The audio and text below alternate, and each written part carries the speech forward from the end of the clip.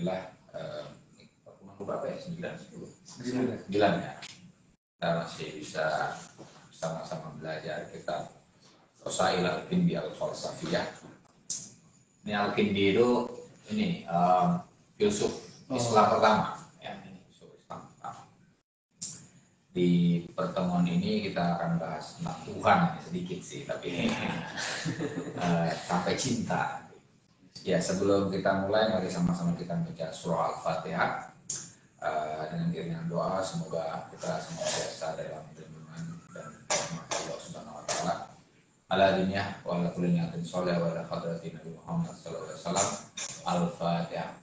A'udzubillahi minasyaitonir rajim. Bismillahirrahmanirrahim. Alhamdulillahi rabbil alamin.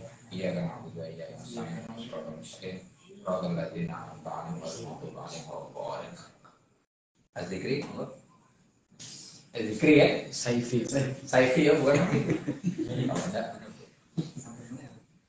Ini mas, As-Su'alu 'anil Bari yang 174. Bismillahirrahmanirrahim. As-Su'alu 'anil Bari azza wa jalla fi hadzal alam wa 'anil alami al-aqli.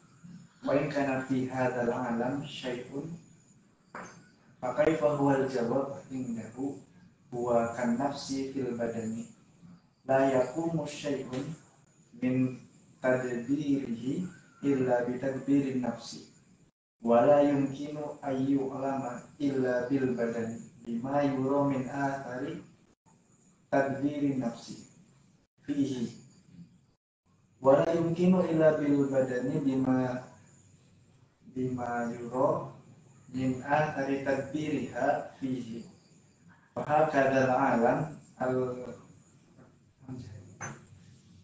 Al-Mar'i. fa hakadha al-alam al-mar'i la yumkinu an yakuna tadbiruhu illa bi alam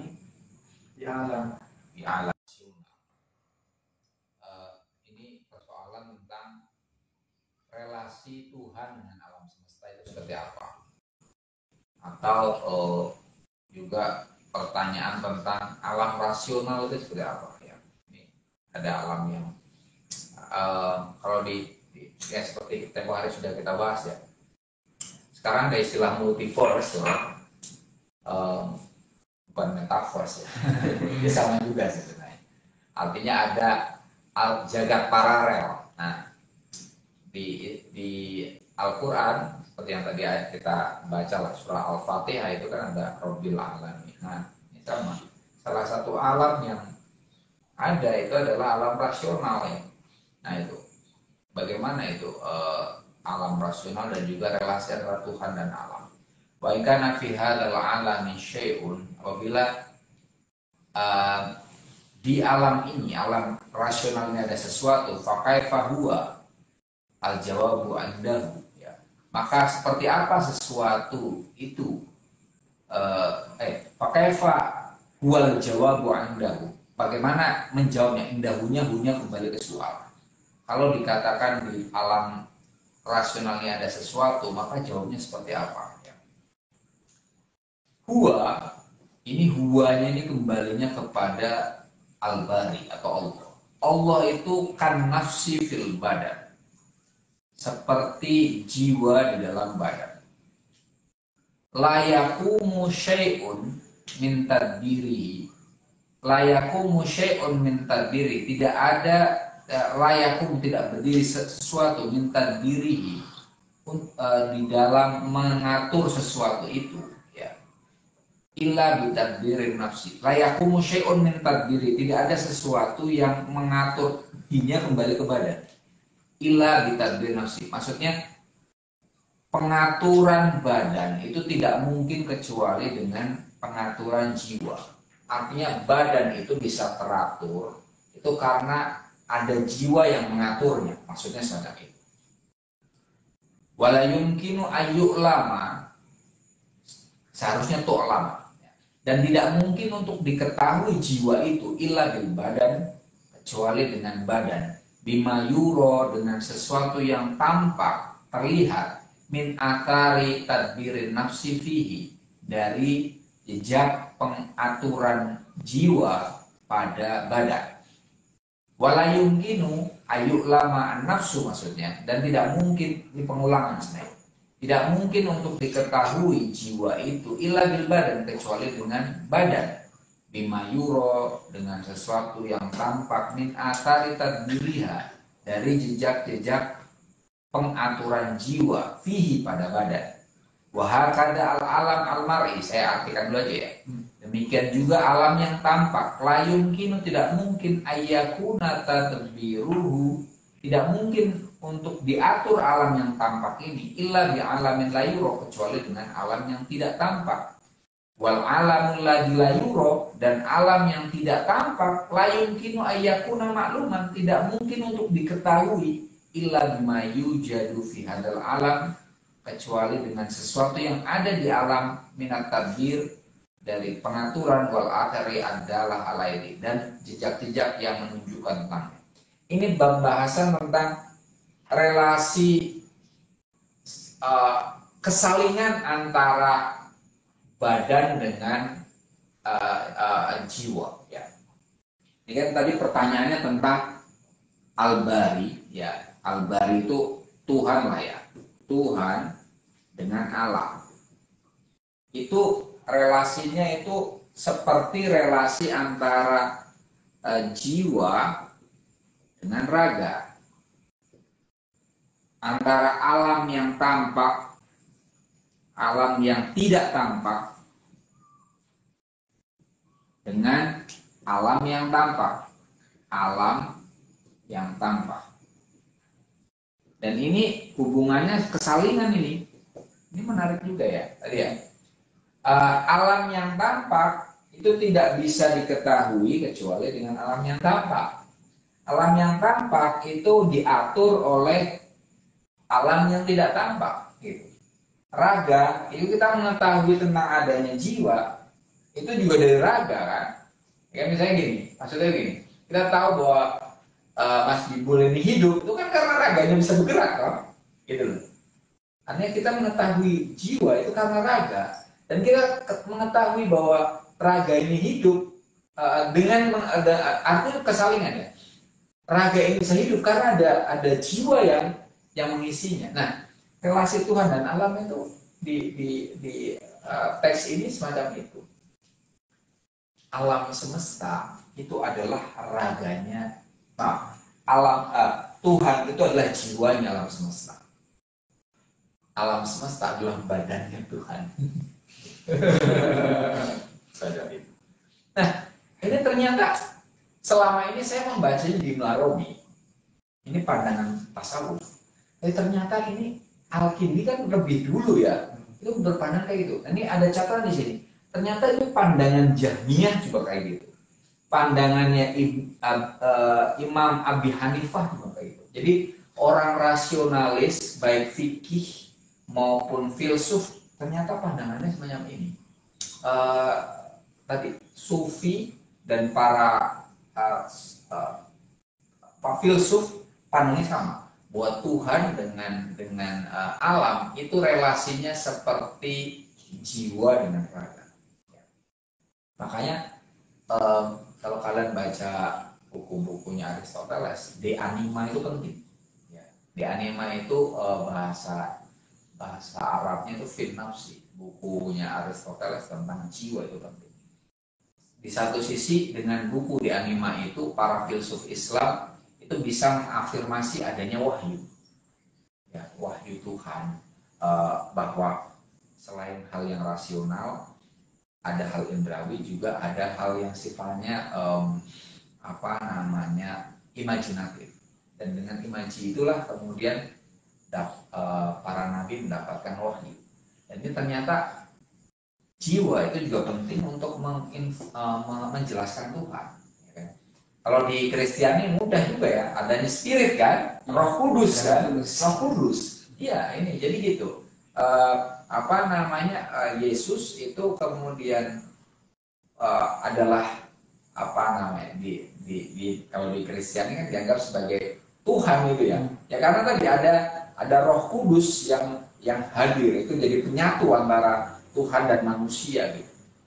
Itu tadi, ini spirit. Nah, kemarin saya memperdengarkan kalian ada lagu yang Ocean itu memang spirit itu. Dan dengerin, bagus banget lagu itu. Itu tadi.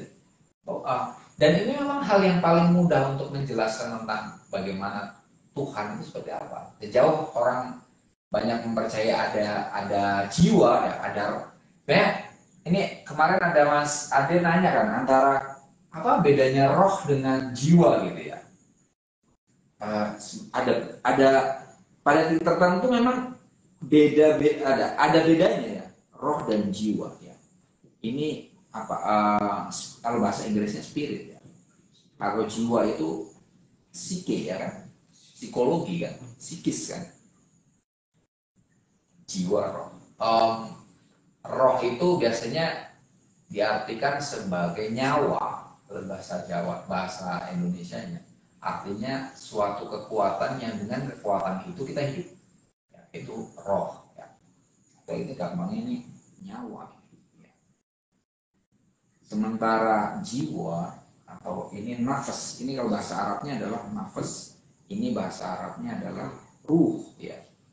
Kalau tasaluan roh ya saluna kan roh, oleh roh min amri rabbi. Kalau dapat gitu yang namanya tentang roh itu persoalan Tuhan. Tapi apa ini? Ya paling mudah nyawa ini.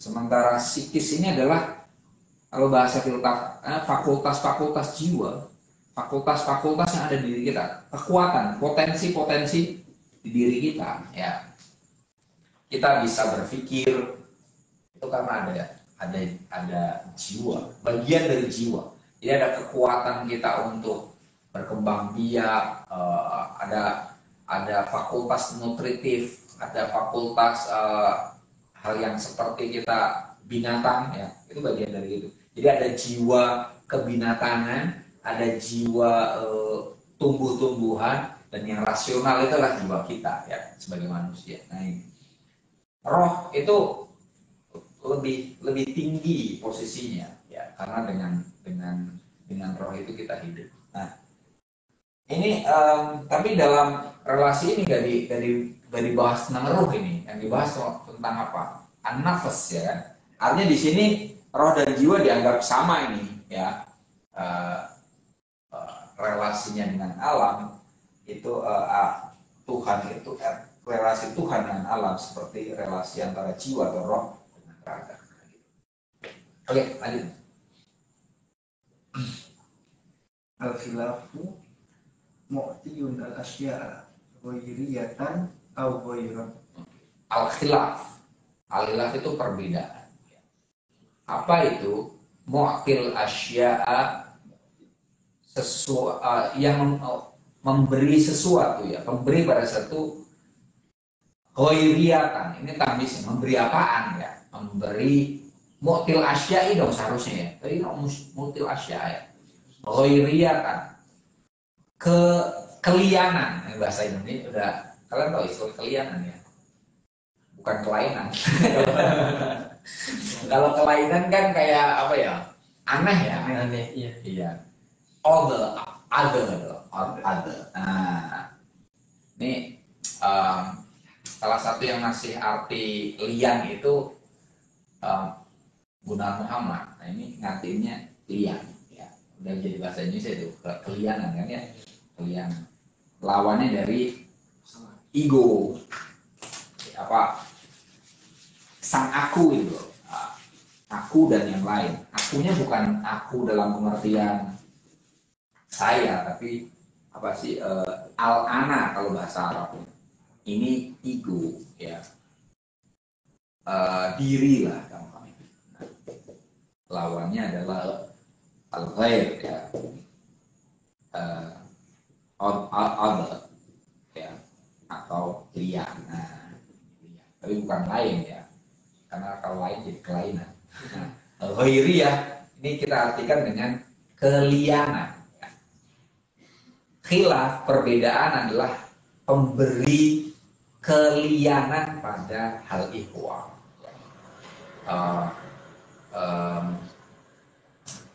Ketika hal ihwal itu membeda, ya itu kan hal ihwal berarti ada unsur kelian, nanti ada penjelasannya di sini. Ghairiyah itu apa?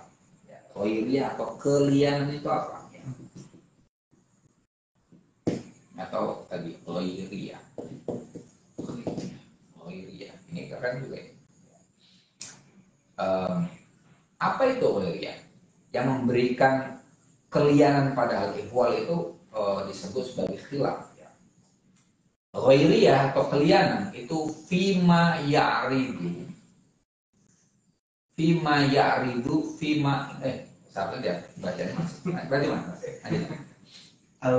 al-ghairiyatu fima ya'ridu fima infasala bil aqli al-jauhari matalan an-natiku ghairul natik wal insanu ghairul faros. Oke. Al-ghairiyah tadi. Kelianan itu apa? Fima ya'ridu, sesuatu yang hadir ya. Fima infasola, ke dalam sesuatu yang terpisah bil akil jauhari, dengan akal substansial.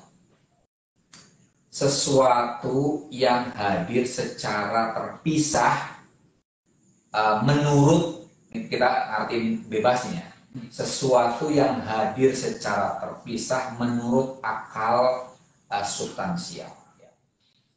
Contohnya an-natik ghairula natik, yang berakal itu bukan atau tidak sama dengan yang tidak berakal. Wal insan manusia itu ghairul faros, bukan kuda ya. Nanti ada penjelasan yang keduanya nih, biar lebih jelas lagi. Baca dulu mas, yang keduanya. Al-ghairiyatu Iya. hiya al-aridatu bima infasola bi ardi imma bidatin wahidatin wa imma fidatain. Amma fidatin wahidatin kalladhi kana haron fasara baridan fa innahu aradat lahu ghairiyatun ditaghayyuri ahwalihi wa huwa fi jami'il halataini lam yatabaddal wa amma syai'u al-aridu fi syai'aini kal ma'i al-hari wal ma'i al-baridi fa inna kulla wahidin minhuma bitoba'in ghairu sahibi ya annahuma jami'an ma'un walakin aradat lahuma al-ghairiyatu ma anna ahaduhuma baridun wal akhar harun. Oke, ya. Ini penjelasannya lebih jelas tadi. Apa itu? Fima ya'ridu fima faswa bil aqli. Al-ghairiyah, kelianan itu hiya al-arido, sesuatu yang hadir. Fima infasora, pada sesuatu yang terpisah di arodin secara aksidental. Sesuatu yang hadir, ini bahasa filsafat banget nih. Yang mana kehadirannya itu bisa memecah sesuatu, tapi dia hadir secara aksidental. Jadi ada dua istilah. Ada tadi kan ada jauhar ya. Ada jauhar, ada arod ya. Jauhar itu adalah sesuatu yang substansial ya, substansi. Kalau arod itu adalah sesuatu yang aksidensi ya, aksidensi.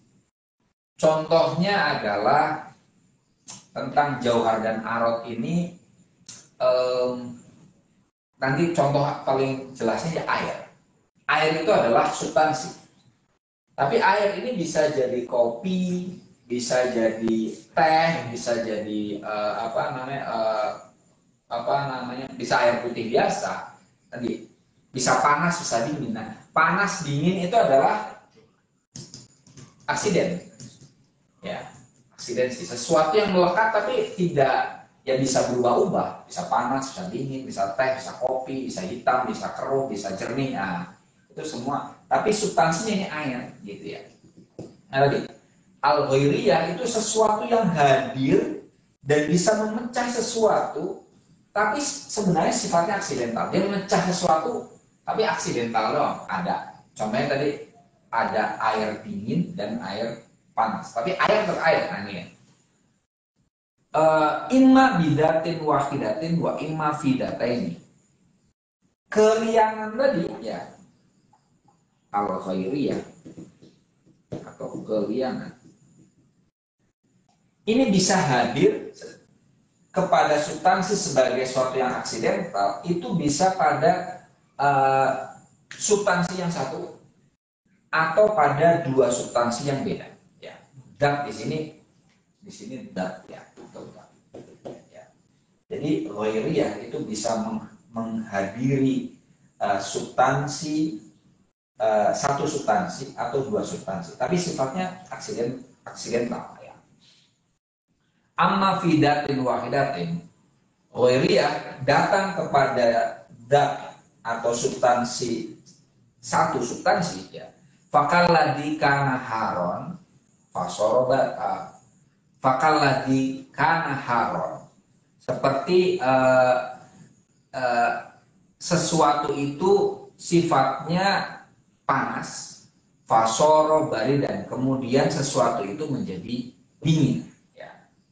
Fa'innahu, sesungguhnya ma arodat lahu, hadir kepada sesuatu itu ghairiyatun, kelianan, lita ghairi ahwali, karena perubahan kondisi sesuatu itu tadi. Contohnya adalah kelianannya ini adalah panas atau dingin ya. Dia mendatangi suatu substansi ya, sifatnya aksidensi saja ya kan. Misalnya apa sih, handphone lah ya kan. Handphone dingin, handphone bisa panas, atau handphone ya biasa saja ya kan. Ini kok panas kan, berarti ada keliang atau kelainan kan pada handphone itu ya tadi. Nah ini semacam itu. Kenapa dia dikatakan mendapatkan ghairiyah? Karena berubah kondisinya. Handphonenya kok jadi panas begitu ya. Ini airnya jadi panas. Wa huwa fi jami'il halataini, dia sesuatu itu fi jami'il halataini, di dua kondisi panas atau dingin, lam yatabadal, tidak berubah. Airnya sebagai air tidak berubah. Handphone sebagai handphone, sebagai substansi tidak berubah. Aslinya dia gitu. Yang berubah itu kan cuma aksidensinya saja, panas, dingin, ya semacam itu. Jadi tadi ada substansi yang tidak berubah, ada aksidensi yang berubah-ubah. Nah, aksidensi inilah kelianan yang hadir pada substansi. Fa'amma syai'al aridu fi syai'aini, adapun sesuatu yang hadir pada dua hal tadi ya, fakal ma'il hari wal ma'il barid. Kalau misalnya ghairiyah ini datang kepada dua hal yang beda ya, ini air dingin. Kalau tadi kan air bisa kena panas, bisa kena dingin. Nah, ini ada air dingin, air panas. Ada tuh di Kuningan itu, sebagian hotel juga ada. Di kolam air dingin, kolam air panas, ya, itu ya, itu ya. Ini artinya ghairiyah yang hadir di dua tempat. Ya. Mana tadi? Fa'inna kulla wahidin minhuma, sungguhnya masing-masing dari air dingin dan air panas, bitobi ghairu sahibihi, secara tabiatnya panas dan dinginnya itu bukan bagian dari air itu sendiri. Apakah air itu harus dingin? Kan tidak harus. Apakah dia harus panas? Tidak juga. Ya. Bukan bagian darinya. Li'annahuma jami'an ma'un. Karena kedua-duanya pada hakikatnya air. Ini yang disebut substansi ya. Ya. Walakin aradat lahuma al-ghairiyah. Tapi hadir pada air itu kelianan tadi, dingin dan panas. Ma'anna ahaduhuma barilun wal ahor. Meskipun salah satu dari keduanya itu barid, dingin, yang lainnya panas. Ini gitu tadi. Ghairiyah itu adalah sesuatu kelianan yang hadir pada substansi tapi sebagai sesuatu yang aksidental. Ya. Aksidental itu apa? Kadang ada pada sesuatu, kadang tidak ada. Adapun substansi itu tidak berubah. Substansi itu seperti kita semua. Mas Bibul itu ya sebagai Mas Bibul, substansi itu sebenarnya nggak berubah, Mas. Mas Bibul kalau sekarang mungkin giginya oglek, nah itu aksidental. Ya, kayak saya nih, mata saya kemudian jadi minus, ini aksidental. Tapi saya sebagai saya, itu substansi. Sebenarnya dari lahir sampai sekarang nggak berubah, saya sebagai saya. Tapi tadi, saya tambah tinggi, saya tambah menua, itu semua aksidental. Sebenarnya itu. Nah, ghairiyah itu sebenarnya, perubahannya itu sifatnya aksidental saja. Ya. Kita Mas Andri, rambutnya agak keriting itu aksidental atau substansi, saya yakin itu aksidental, ya kan, aksidental. Bukan jati dirinya rambutnya agak keriting, karena mungkin aja di rebonding kan, dibotak juga bisa, itu. Ya. Lanjut Mas. Asyakku huwa al-wuqufu ala hadith tarfaini minadhani ma'atuhimmat dzalik ma'atuhmat dzalik kadun. Oke. Syak itu ragu, ya. Huwa ragu itu apa? Al-wuqufu berhenti ala hadith tarfaini minadhon, di batas, di dua tepi keraguan. Berhenti di antara di antara dua prasangka, di dua tepi prasangka. Matuh mati dalikadon, dengan tuduhan bahwa itu adalah don. Ini gitu. Kemarin kita sudah belajar tentang don. Don itu prasangka. Prasangka itu apa kemarin dia? Intinya dia bukan hal yang meyakinkan. Ya. Nah, syak itu lebih parah daripada don. Ragu itu lebih parah. Jadi keraguan itu bukan antara apa ya, hal yang meyakinkan. Justru dia ada don, prasangka dengan don. Ya. Ini prasangka, ini prasangka. Nah, di antara dua-duanya ini adalah syak. Syak itu adalah ragu. Jadi ragu itu posisi di antara dua hal yang sebenarnya hanya diduga-duga saja. Contohnya gini, kemarin tuh istri saya nyari alat untuk ini, alat untuk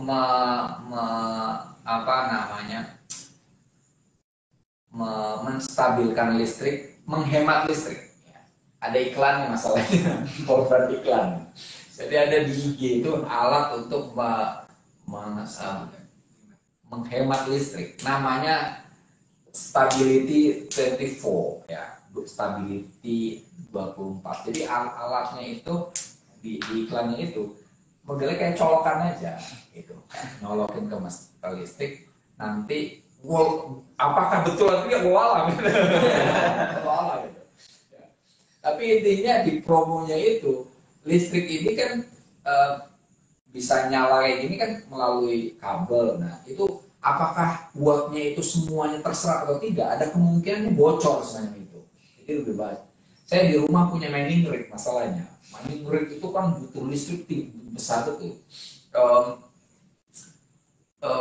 Listrik di rumah saya itu 5.000 watt. Ya.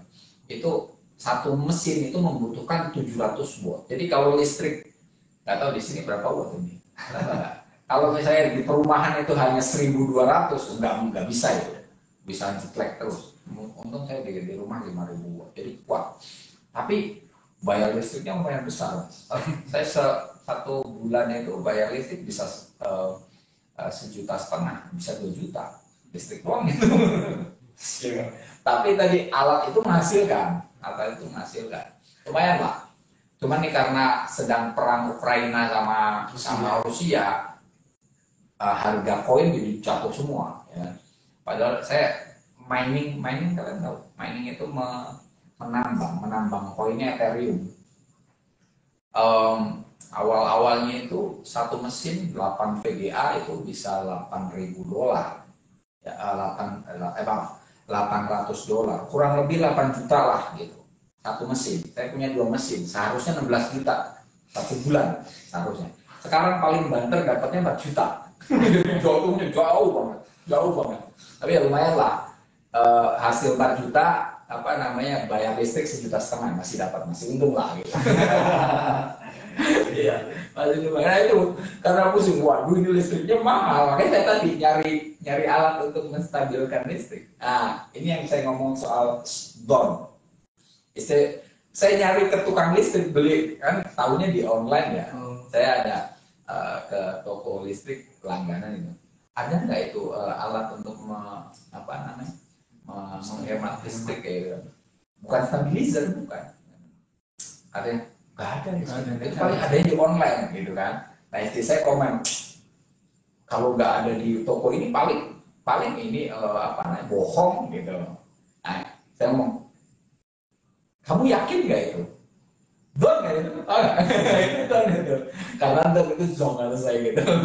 Karena ada dua kemungkinan bahwa alat itu mungkin benar, mungkin juga salah. Maksudnya mungkin dia nipu, mungkin juga dia benar. Tapi di sini kan dua-duanya don.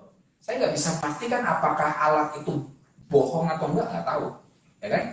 Di sini paling banter syak. Kalau saya kemudian kalau mengiyakan nggak mungkin, tapi paling banter saya syak. Bisa jadi alat itu memang betul bisa menghemat listrik, bisa jadi enggak. Tapi intinya itu dua-duanya fituh mati dari kabar. Sudah bisa dituduh bahwa pernyataan istri saya tadi itu buat paling bohong lah itu. Mungkin sih, tapi nggak bisa dipastikan bahwa itu bohong. Gitu. Nah, bisakah kita berpegang pada don? Saya ngajarin dia saya nggak bisa. Kadang kita hidup ini kan kenapa kacau karena masih syak, bahkan berpegang pada don saja mas. Ya kan? Sepertinya ini deh, langsung ngejudge. Kan kadang orang gitu kan, sepertinya bohong deh, langsung nggak beli. Padahal belum tentu nih. Kalau saya karena hidup ya basicnya emang orang ilmiah kan, kita harus penelitian kan, minimal harus dibuktikan gitu kan. Kalau ternyata zong ya udah, minimal udah tahu bahwa ini zong gitu. Kalau itu bener, alhamdulillah ini bener gitu kan. Iya gitu. Jadi jangan berhenti pada don, jangan berhenti pada syak gitu. Tapi syak ini di dalam ilmu pengetahuan penting. Ya. Artinya jangan berhenti di sini. Syak itu kalau al-wukuf jelek ya. Kalau di filsafat Barat ada Renedika. Dia dari keraguan, ragu ya.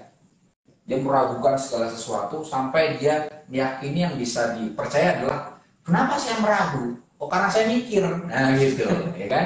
Hanya satu yang bisa dipercaya bahwa saya mikir sehingga dia meragukan semuanya. Tuhan itu, Tuhan ada nggak ya? Bahkan jangankan Tuhan, aku ini ada nggak ya? Gitu. Karena kayak di Islam sendiri, kalau di Islam yang meragu kayak gitu namanya adalah Al-Ghazali. Al-Ghazali sama dengan dia lebih dulu daripada Renedika. Jangan-jangan Renedika itu nyontek aja apa yang dilakukan Al-Ghazali. Ya, betul. Itu Al-Ghazali itu meragukan semuanya. Tidak, karena kalau di Islam itu kan ada pernyataan gini. Kita ini an-nasu niyamun wa idza matu intabahu, gitu kan. Kita semua itu mati. Ketika kita hidup, barulah kita hidup. Ketika kita mati, barulah kita hidup. Kita semua mati, an-nasu niyamun. Semua manusia ini mati. Wa idza matu, ketika kita mati, barulah kita hidup. Itu ada pernyataan kayak gitu. Jadi, ngomong, wah, kita ini sebenarnya nih mati. Nanti kita mati malah kita hidup. Kadang kita ketika bermimpi itu, mimpi dikejar-kejar anjing itu, saya takut tuh kalau misalnya buang atau harimau itu. ketika bangun kan ngos-ngosnya kerasa ya, itu kan, padahal itu mimpi, ya. Kalau kalian nonton film Doctor Strange, di film itu dinyatakan bahwa mimpi kita itu sebenarnya ada alam lain, ada kita di alam lain. Betul itu, ya tadi. Nah, apakah sebenarnya kita real saat ini atau enggak, itu diragukan. Nah, Benedika berangkat dari keraguan ini, tapi kemudian dia sampai kepada pengafirmasian. Dia berpikir, dengan berpikir maka aku ada, aku ini adanya tidak pasti, sementara ada entitas yang sungguh-sungguh ada, sampailah dia kepada Tuhan. Jadi awalnya dari ragu, tapi nanti sampai kepada Tuhan juga itu, gitu. Sama juga Al-Ghazali kan semacam itu kan. Akhirnya beliau juga sampai kepada Tuhan. Jadi ragu itu penting juga. Karena kalau kita semua, jadi bagaimana relasi kita antara ragu dan yakin? Jangan cepat yakin juga. Terlalu yakin itu kan orang bisa dibohongin gara-gara yakin kan? Itu kan, kemarin tuh ada SMS tuh, bisa membebaskan hutang atau apalah itu, pembohongan itu kan. Kita terlalu percaya dengan mudah yakin kan, jadi bisa dibohongin kan? SMS bodong itu kan. Yeah. Karena mencari orang yang mudah percaya, saya dapat hadiah apalah gitu. Jadi ragu itu penting. Tapi ragu 100% ragu ya nggak sehat juga, ya kan? Ini skeptis. Jadi ada kaum skeptis itu. Kalau di dalam filsafat tuh, di filsafat Yunani itu orang yang murni skeptis yang nggak sehat. Saya meragukan segala sesuatu. Hanya satu yang bisa saya yakini, bahwa saya ragu. Belum repot kan itu. Meragukan segala sesuatu. Itu ya repot itu. Karena tidak ada sesuatu pun yang dipercaya. Tapi kemudian kalau dia bisa mempercayai bahwa dia ragu, berarti mungkin untuk percaya kan? Ya. Ada kemungkinan kamu percaya kan? Ya, saya percaya bahwa saya ragu. Itu repot. Kayak kalian misalnya gini, kita hidup dalam keraguan. Kalau di pesantren ada istilah teman-teman syak, kalian tahu ya, yang wudhu terus, ada ya? Pernah ketemu gak itu? Di pesantren itu. Jadi ngerasa, aku udah batal deh. Wudhu terus, ya kan? Suka ketemu gitu kan? Saya ada beberapa dulu di pesantren gitu. Dia ragu, saya sepertinya batal deh. Terus wudhunya lama. Nyekso kayak gitu. Ya kan? Susah itu. Atau kita serba curiga sama orang, itu kan juga nggak sehat, ya kan? Saya ada tuh temen dulu bawaannya curiga aja sama orang. Sebelum ada pandemi, dia kalau ketemu sama orang itu selalu ini pakai cuci hand sanitizer. Sebelum pandemi, dia ketemu orang salaman itu dia ke kamar mandi cuci tangan. Luar biasa. Jadi dia mikir, ini orang ini sebelum salaman sama saya, dia jangan-jangan mukil. Dia repot dia. Megang apa? Jadi terlalu ragu tentang kesehatan. Jadi repot betul. Jadi terlalu ragu buruk, sebagaimana terlalu yakin juga buruk. Idealnya adalah berangkatnya dari ragu dulu. Jangan mudah yakin. Jadi yakin itu terakhir. Nah, ini bedanya antara teologi dengan ini. Saya ngomong syak dan yakin ini, perbedaan antara teologi dan filsafat. Ya. Teologi dan filsafat. Teologi, ilmu kalam, itu berangkatnya dari yakin dulu.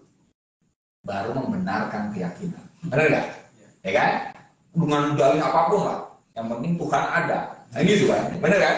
Tuhan ada. Kalau Anda menyalahkan berarti Anda kafir. Nah, kan gitu kan? Jadi yakin dulu. Nggak sehat ini. Kalau kita tahu sebenarnya nggak sehat. Kalau filsafat berangkatnya dari ragu. Jadi dari ragu menuju yakin. Kalau ini dari yakin, tapi kemudian ada kemungkinan orang bisa meragukannya. Contohnya misalnya begini, kita dari kecil diajari untuk wujud bidang bakok dan seterusnya. Tuhan itu ada malaikat dan seterusnya. Sebagian ketika tadi ya santri-santri ada yang kemudian akhirnya nggak percaya dengan semua itu. Karena terlalu dicekokin dengan doktrin-doktrin. Jadi permulaan dari yakin itu kadang malah jadinya ragu dan akhirnya malah nggak percaya. Jadi, nah filsafat berangkatnya dari ragu. Seperti tadi, Descartes, Al-Ghazali, tapi efek akhirnya dari yakin. Ibaratnya orang yang berfilsafat yang sungguh-sungguh berfilsafat itu kayak orang mu'alaf nanti mas, bener mas? Jadi ya saya pribadi pernah mengalami itu, lepasin semua. Al-Ghazali lagi berani, ngikuti kayak Imam Ghazali gitu, wow semuanya. Tapi ini sebenarnya istilahnya syak manhaji. Nah, asyakul manhaji. Nah, keraguan metodologis. Apa yang dilakukan oleh Descartes juga oleh Al-Ghazali itu sama. Syak manhaji. Keraguan metodologis. Hanya metode saja. Berangkatnya ragu dulu. Benar nggak sih? Kan gitu kan? Apakah misalnya tadi saya dengan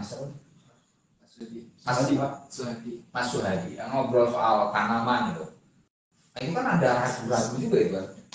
Apakah nanam cabai itu harus kena matahari langsung atau harus agak teduh? Coba dulu kan, oh ternyata salah dulu. Teduh salah, panas salah juga. Salah melulu ini. Iya, akhirnya nyerah juga nanam. Ini kalau menurut hemat saya karena teologi tadi berangkat dari yakin, akhirnya jadi ragu dan kemudian nggak yakin, dan kemudian nanti larinya ke filsafat. Rata-rata orang saya temukan gitu, berangkatnya dari teologi nanti larinya ke filsafat, tapi asal dia tekun mengkajinya keyakin lagi. Saya sudah mengalami itu dari ragu, hilang, ketemu. Ketika ketemu Tuhan, ya kuat, jangan lebih kuat, jauh lebih kuat daripada orang yang langsung yakin. Sama dengan orang mu'alaf. Orang mu'alaf itu kan misalnya dari non muslim jadi muslim itu jauh lebih kuat itu. Tapi ya kadang lebay juga, ya kan? Kemudian lebay, wah seolah-olah lebih Islam daripada orang Islam. Padahal mereka Islamnya baru kemarin sore, ya kan? Mungkin sama juga orang baru masuk Kristiani juga kayak gitu juga mas, mungkin juga. Seolah-olah dia, wah Yesus banget dia, ya kan? Sebenarnya lo cuma orang kemarin sore, gitu kan? Iya gitu, iya. Nah, sama tadi, idealnya memang ragu dulu baru sampai ke yakin. Lanjut mas. Al-khatiru illatuhu asya'ifu. Kamu cari? Iya, asyani. Asani. Al-khatir. Ada keterangan di sini. Al-khatir itu ma yakturu fil qalbi. Sesuatu yang berdetik di dalam hati. Artinya suara hati lah ya. Keredek wong Jawa ini nyebutin. Illatuhu asani. Penyebab dari suara hati itu asani. Apa itu sani? A'ra'yu al-aridu fi yusrin ya. Pendapat atau opini yang hadir dengan mudah. Suara hati itu disebabkan oleh pendapat yang mudah muncul. Nah, bener kan? Kayaknya aku mau ini deh, mau habis ini mau makan mie. Itu kan kayaknya aku kalau anak kecil lah. Apa cita-citamu? Polisi, gitu kan. Besok ditanya lagi berubah lagi tuh, pilot, gitu kan, gitu kan? Itu yang muncul apa? Itu adalah sani yang kemudian khatir gitu. Apa ya? Kenapa polisi? Gak bisa jawabannya nggak banyak. Kelihatannya keren, kayak gitu. Ya kalau saya cewek jadi pramugari, misalnya gitu kan, jalan-jalan, misalnya gitu kan. Itu rata-rata adalah hanya khatir ya, suatu suara hati yang berangkat dari pendapat yang tadi mudah muncul. Lanjut mas. Al-iradatu illatuha al-khatir. Nah, iradah, kehendak itu disebabkan oleh khatir, suara hati. Kita pengen sesuatu, tapi ini lebih kuat daripada sekedar. Jadi kalau khatir itu ya tadi lah, hanya keinginan. Tapi kalau udah agak kuat, jadi iradah. Wah, aku pengen ini.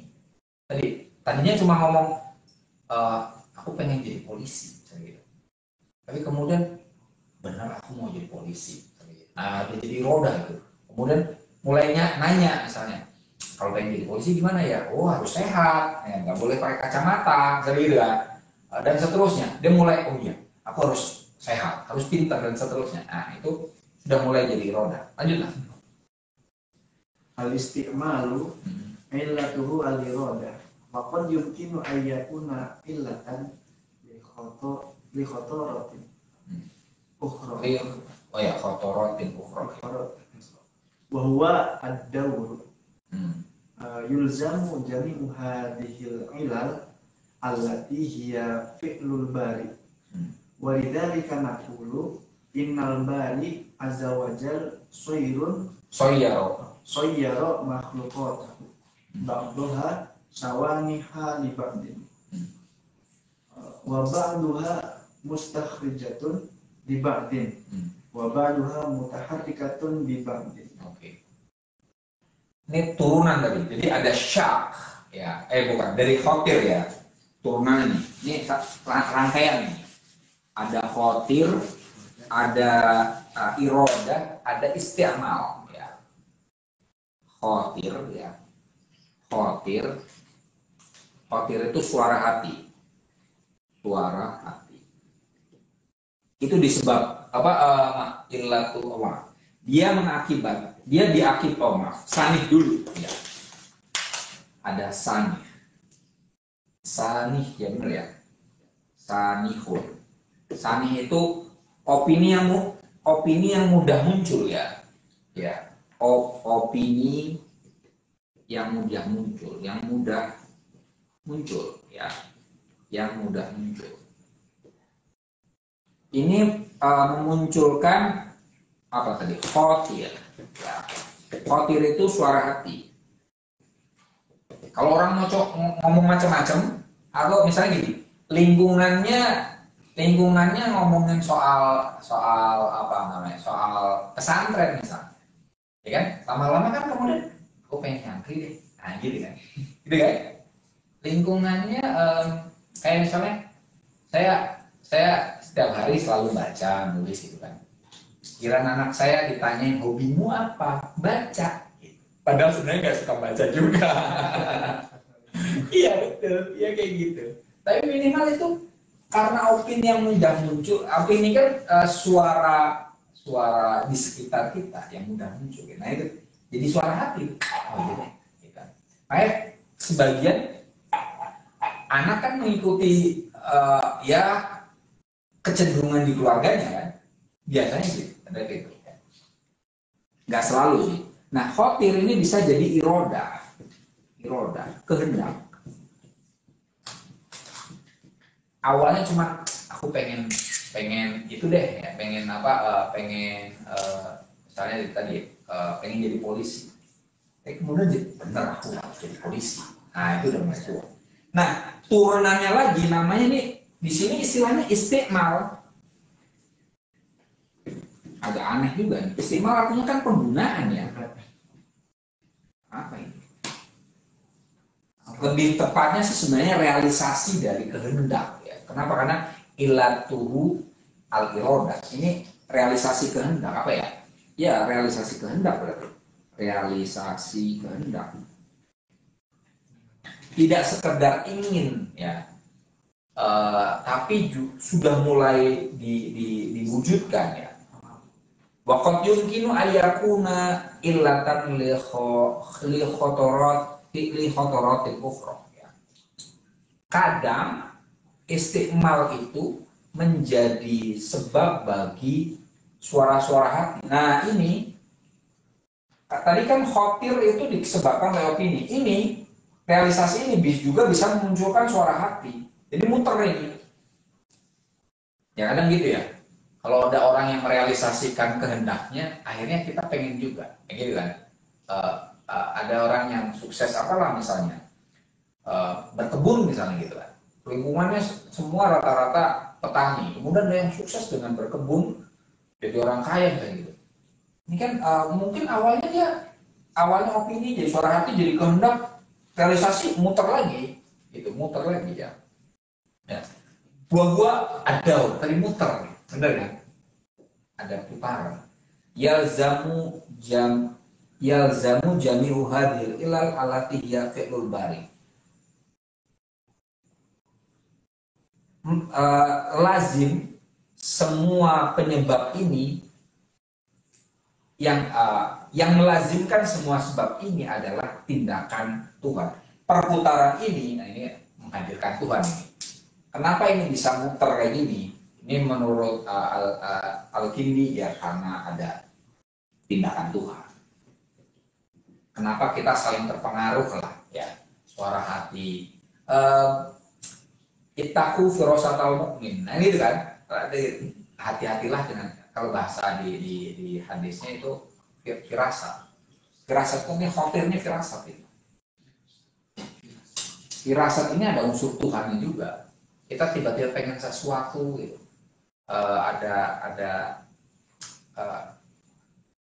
Apakah bukan insting ini? Ini ya apa ya?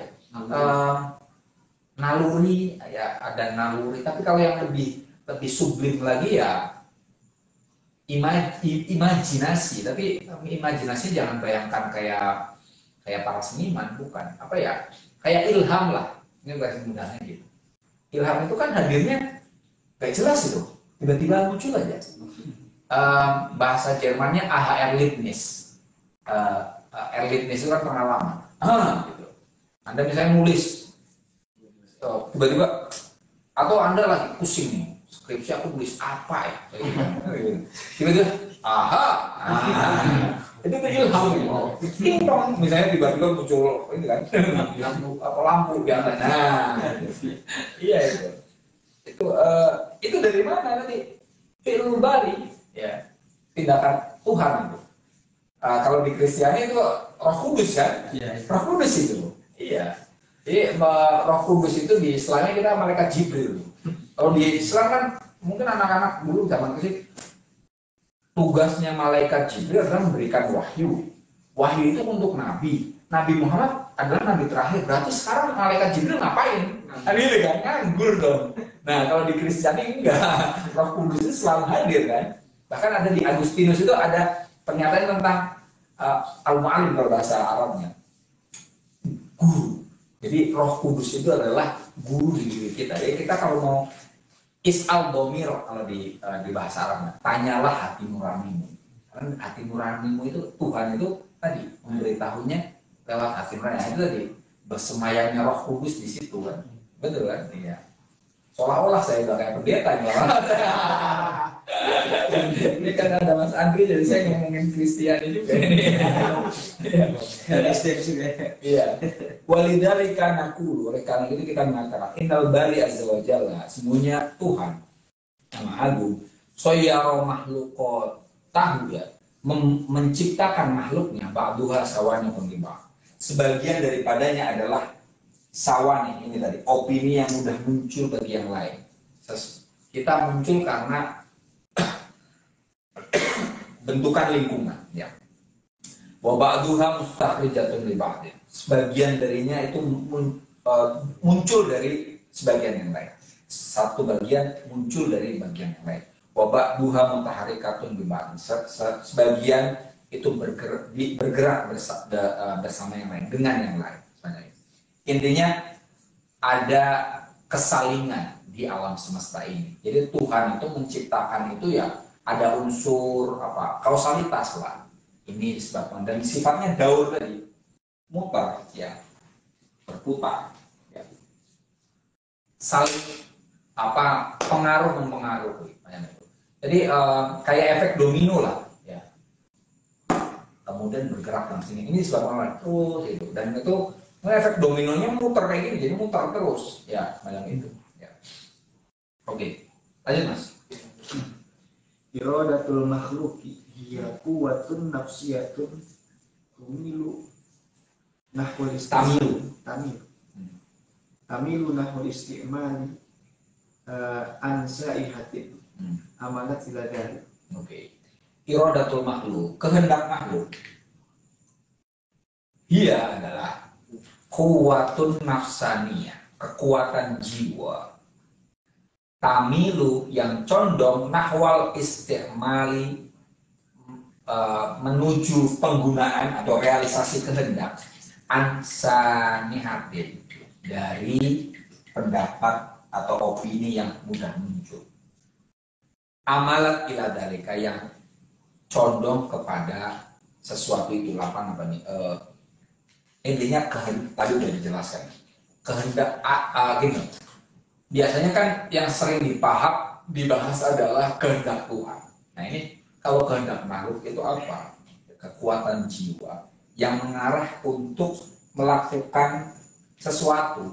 Jadi, artinya manusia itu juga punya kehendak juga, tidak melulu kehendak Tuhan sebenarnya itu. Ini kan Al-Kindi ini filsuf yang hidup di masa berjayanya Mu'tazilah. Mu'tazilah itu adalah aliran teologi Islam yang rasional, ya rasional. Yang itu ketika dipimpin oleh Al-Ma'mun menerjemahkan buku-buku filsafat, ya, namanya Baitul Hikmah, ya. Nah, bagi orang-orang Mu'tazilah, teologi Mu'tazilah itu ya apa namanya, kehendak manusia itu ada, ya. Ada apa namanya, jadi tidak semuanya melulu Tuhan, ya. Lawannya adalah Jabariyah, ya, Jabariyah, Qadariyah, benar-benar ya. Kalau Jabariyah itu majbur, jadi semuanya itu predeterminasi, jadi free will. Mu'tazilah, Al-Kindi ini bagian dari teologi yang meyakini bahwa kita punya kehendak bebas, manusia itu punya kehendak.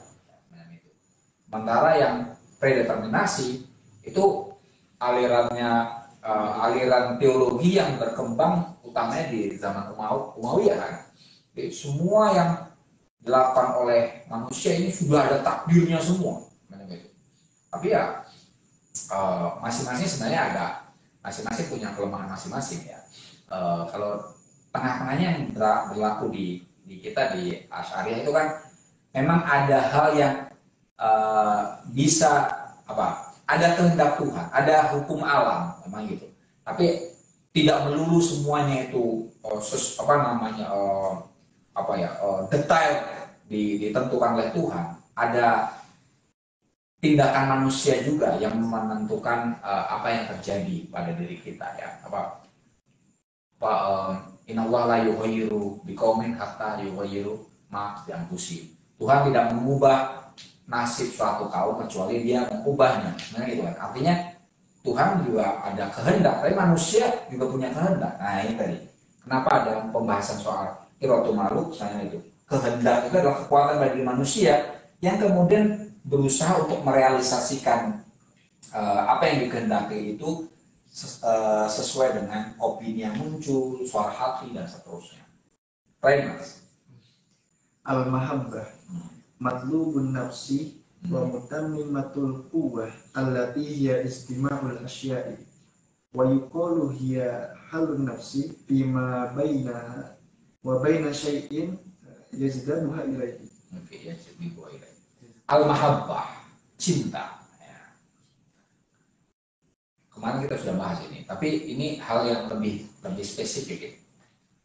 Apa itu matlubun nafsi, yang didamba jiwa? Ini kalian belum ada yang menikah, ya, tapi mendambakan cinta. Cinta itu adalah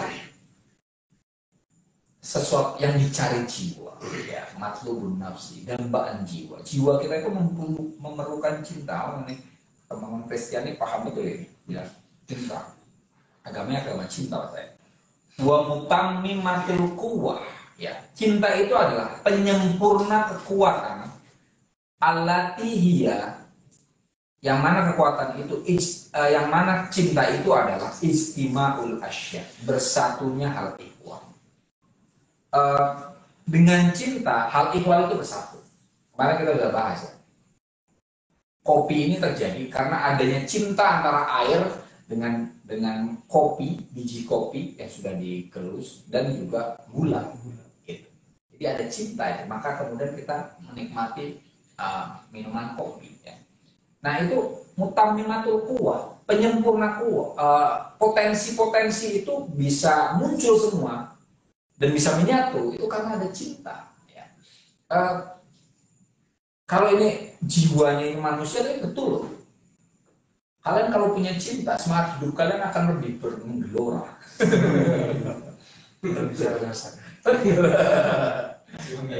Kalian kalau masih jomblo, kasihan nggak bakal nikah. Tapi dia cintanya sama Tuhan.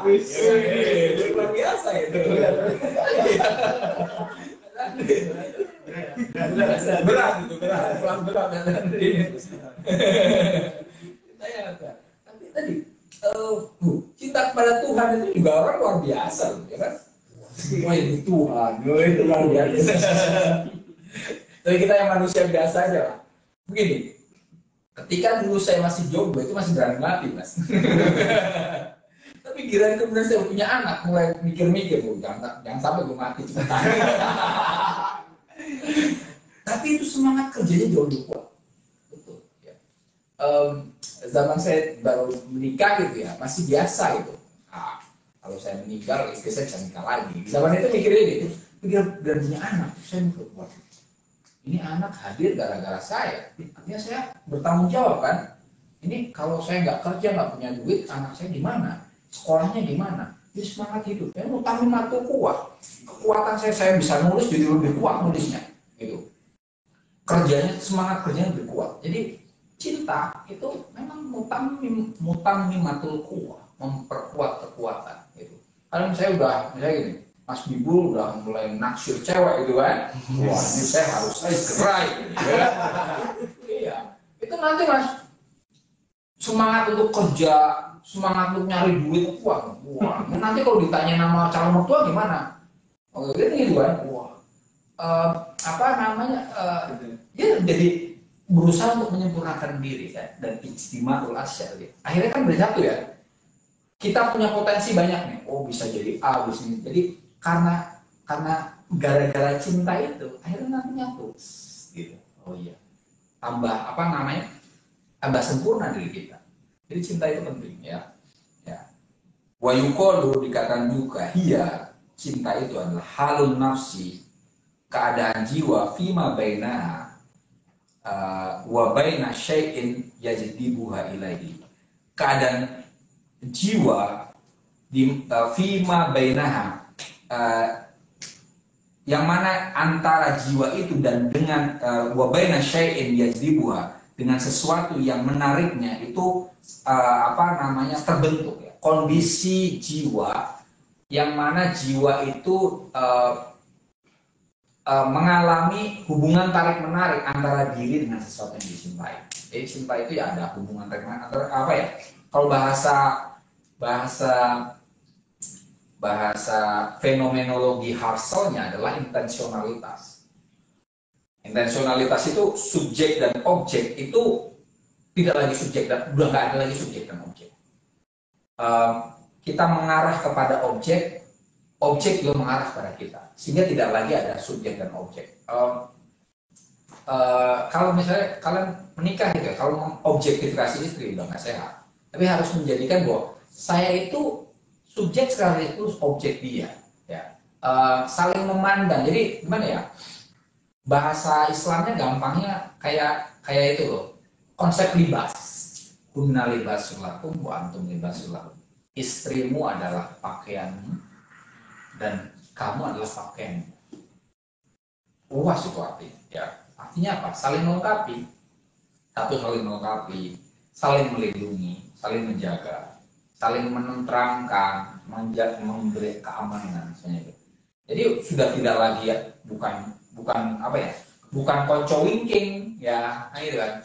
Istri itu kalau pandangan yang apa namanya, yang misoginis atau yang cenderungnya patriarkal itu kan, istri yang dapur, sumur, atau kasur, nah itu enggak, itu sama sekali tidak pas. Karena konsep Islam justru tadi, istri itu adalah libas. Apa itu? Pakaian. Tapi bukan istrimu pakaian, bukan itu, tapi kamu juga pakaian untuk istrimu. Jadi ada kesalingan di situ ya, kesalingan. Gak boleh suami karena mentang-mentang jadi suami kemudian ya mentang-mentang ya, gue suamimu, kamu nggak bisa juga. Jadi memang misalnya gini, membesarkan anak, apakah itu hanya tugasnya istri? Yang enggak, bareng-bareng. Itu yang saya praktekkan di istri saya juga. Misalnya gini, nanti alhamdulillah saya ikut kursus ngurus bayi. Jadi saya pasti istri saya dari zaman dulu hamil itu saya ikut kursus ngurus bayi. Jadi saya mandiin bayi, bedong, lengkap lah, mijitin bayi aja bisa, udah kayak dukun beranak bisa. Iya. Jadi pas istri misalnya lagi masih nggak bisa ngapa-ngapain, kemudian nggak ada suster, saya bisa. Karena bagi saya itu bukan tugasnya istri, itu bagian dari kita. Didik anak, ya, gendong apa. Setelah yang saya tidak mampu, hanya satu aja, nyusuin anak saya. Cuma itu doang. Selainnya, jadi apa tugas suami di rumah? Ya semuanya, apa yang bisa dilakukan? Nyuci, nyapu, kita harus bisa semua. Jadi, apakah nyapu, nyuci itu tugasnya istri? Enggak. Itu bareng-bareng, kita bareng gitu. Bagi tugas aja. Saya saat ini pembantu saya kemarin baru resign, agak pusing juga itu. Iya, jadi nanti bagi tugas ya, saya bagian nyuci kayak gitu. Ada mesin cuci kan, kira nyetrika nggak mungkin ya, baru ke laundry gitu. Saya bagian nyuci, masak, kadang saya juga bantu juga dan seterusnya. Gitu. Tapi misalnya gini, nyupir, emangnya nyupir cuma tugasnya laki. Istri saya bisa nyupir juga. Jadi kalau saya ngantuk, istri saya nyupir. Gitu. Jadi ada unsurnya gender, ada gender, ada seks. Kalian bisa bedain nggak? Ada dua nih. Ini yang orang Indonesia kadang ngaco nih. Ya. Ada gender, ya. Perbedaan gender, ada ini seks, ya, seks kelamin ya. Kalau ini disebut sebagai maskulin dan maskulin, ini berarti. Ya. Ini maskulin, ini kategori gender ya. Gimana cara menulisnya ya? Intinya ini kalau ini ya, ini gimana sih? Kok nggak nyata? Maskulin dan feminin ya. Ini kategorinya sifatnya sebenarnya gender ya. Ini gender. Gender itu kalau seks ini nggak nyata mas. Kalau seks itu laki perempuan. Sifatnya biologis ya. Laki perempuan. Ini sih kalau seks itu laki-laki dan perempuan secara biologis. Kalau gender maskulin dan feminin secara sosiologis. Ya. Utamanya sebenarnya itu. Dan karena secara sosiologis itu kadang